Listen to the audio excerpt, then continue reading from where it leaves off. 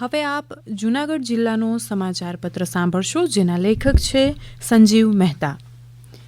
અખિલ બ્રહ્માંડમાં એક તું શ્રીહરિ અને વૈષ્ણવ જનતો તેને રે કહીએ જેવા ઉત્કૃષ્ટ પદોના સર્જક આદ્યકવિ નરસિંહ મહેતાની 570મી હારમાળા જયંતિની જૂનાગઢમાં ઉજવણી કરવામાં આવી.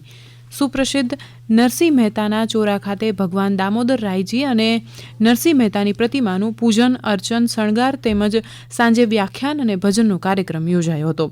રાજા રામ માંડલિકની નજરકેદમાં રહેલ ભક્ત નરસિંહને સ્વયં ભગવાન કૃષ્ણ આવીને હાર પહેરાવે છે. એ દિવસ માગસર સુદ સાતમનો હોવાને કારણે પ્રતિવર્ષ નરસિંહ મહેતા ચોરા ટ્રસ્ટ દ્વારા આ દિવસે હારમાળા જયંતિની ઉજવણી કરવામાં આવે છે.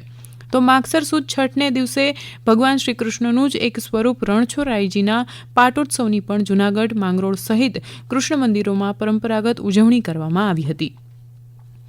જૂનાગઢમાં ગિરનાર પર્વત ફરતે પ્રતિવર્ષ દેવ દિવાળીથી યોજાતી ગિરનારની લીલી પરિક્રમા આ વર્ષે કમોસમી વરસાદને કારણે રદ કરવાની તંત્રને ફરજ પડી હતી. આમ છતાં કારતક સુદ એકાદશીની રાત્રે 12 વાગ્યે ગિરનારી ક્ષેત્રના સંતો તેમજ જૂનાગઢ કલેક્ટર સહિતના અધિકારીઓએ પરિક્રમાના પ્રવેશદ્વાર પાસે શ્રીફળ વધેરી પરંપરાનું શુકન સાચવ્યું હતું. તો આ જ દિવસોમાં જૂનાગઢવાસીઓએ પોતાના 78માં મુક્તિ દિવસની પણ ઉજવણી કરી હતી. મુખ્યમંત્રી ભૂપેન્દ્ર પટેલ આ પ્રસંગે ખાસ ઉપસ્થિત રહ્યા હતા અને જૂનાગઢને આઝાદી અપાવવામાં સરદાર પટેલનું યોગદાન રહ્યું હતું તેને યાદ કરીને મુખ્યમંત્રીએ સરદાર પટેલની પ્રતિમા અને આરજી હુકુમત સ્મારકને પુષ્પાંજલિ અર્પણ કરીને સ્વાતંત્ર્ય વીરોનું સન્માન કર્યું હતું. સાથે સાથે મુખ્યમંત્રીએ સરદાર વલ્લભભાઈ પટેલની 150મી જન્મજયંતિ નિમિત્તે રાજ્યવ્યાપી યુનિટી માર્ચનો પણ બહાઉદ્દીન કોલેજથી પ્રારંભ કરાવ્યો હતો. શહેરના મુખ્ય માર્ગ ઉપર આશરે 5000થી વધુ નગરજનો, વિદ્યાર્થીઓ અને રાજકીય સામાજિક આગેવાનો આ પદયાત્રામાં જોડાયા હતા અને જુદી જુદી જગ્યાએ યાત્રિકોનું સ્વાગત પણ કરવામાં આવ્યું હતું. 19મી નવેમ્બરના રોજ જૂનાગઢ જિલ્લાના માંગરોળ ખાતે વિશ્વ વહેલ દિવસની ઉજવણી કરવામાં આવી હતી. દરિયાઈ સૃષ્ટિમાં સૌથી વજનદાર માછલી તરીકે જાણીતી શાર્ક વેલનો શિકાર ન થાય અને તેનું અસ્તિત્વ જળવાઈ રહે તે માટે વન વિભાગ અને માછીમાર એસોસિએશન દ્વારા વેલને બચાવવા માટેનું અભિયાન શરૂ કરવામાં આવ્યું છે. વર્ષ 2010થી અત્યાર સુધીમાં એક પણ શાર્ક વેલનો ગુજરાતના દરિયામાં શિકાર થયો નથી તેમ જણાવતા મુખ્ય વંશ સંરક્ષક ડોક્ટર અક્ષય જોશીએ વહેલના સંરક્ષણ અને સંવર્ધન માટે સાગરખેડૂને અભિનંદન આપ્યા હતા.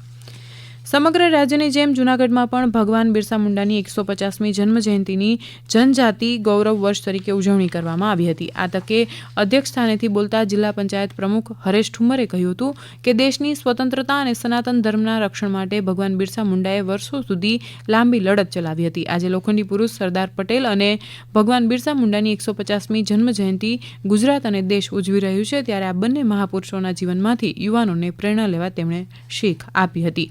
આ પ્રસંગે ધારાસભ્ય સંજય કોરડિયા, બહાઉદ્દીન વિનયન કોલેજના પ્રાધ્યાપક ભરતસિંહ રાઠોડ વગેરેએ પ્રાસંગિક પ્રવચનો કર્યા હતા.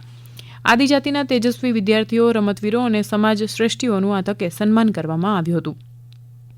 વર્તમાન સમયમાં આપણી દેવવાણી એટલે કે મુખ્ય ભાષા સંસ્કૃત વિસરાતી જાય છે. માટે બાળકોને અને મોટેરાઓને સંસ્કૃત ભાષા પ્રત્યે અભિરુચિ કેળવાય અને આપણી સંસ્કૃતિ જળવાઈ રહે તે માટે જૂનાગઢ જિલ્લા કક્ષાના ભગવદ્ ગીતા યોજના અંતર્ગત ગીતાંશ કંઠપાઠ અને શત સુભાષિત કંઠપાઠ યોજનાની સમીક્ષા બેઠકનું આયોજન કરવામાં આવ્યું હતું. ઉલ્લેખનીય છે કે ગુજરાત રાજ્ય સંસ્કૃત બોર્ડ ગાંધીનગર દ્વારા સંસ્કૃત ભાષાના વિકાસ અને સંવર્ધન અને ગૌરવ વધારવાના ઉમદા હેતુ સાથે શ્રીમદ ભગવદ્ ગીતા યોજના અને શત સુભાષિત કંઠપાઠ યોજના કાર્યરત કરવામાં આવી છે, જેમાં સમગ્ર જિલ્લામાંથી બહોળી સંખ્યામાં પ્રતિયોગીઓ ઉપસ્થિત રહ્યા હતા.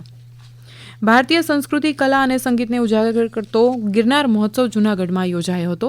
તારીખ 8 નવેમ્બરથી 11 નવેમ્બર સુધી સાંજે 5 વાગ્યાથી 8 વાગ્યા સુધી RS કાલરિયા સ્કૂલના મેદાનમાં વિવિધ નૃત્ય તેમજ સંગીતમય પ્રસ્તુતિઓ રજૂ કરવામાં આવી હતી, જેને નિહાળવા પ્રબુદ્ધ નગરજનો મંત્રમુગ્ધ બન્યા હતા. ઉલ્લેખનીય છે કે મુંબઈના પટેલ કલ્ચર ફાઉન્ડેશન દ્વારા દેશના રાષ્ટ્રીય અને આંતરરાષ્ટ્રીય ખ્યાતિ પ્રાપ્ત કલાકારોના સંગાથે દર વર્ષે ગિરનાર મહોત્સવનું આયોજન થાય છે. 5 દિવસ સુધી તબલા અને પખવાજની જુગલબંધી તેમજ કથક અને ભારતનાટ્યમ નૃત્ય નિહાળીને જૂનાગઢવાસીઓ પ્રભાવિત થયા હતા.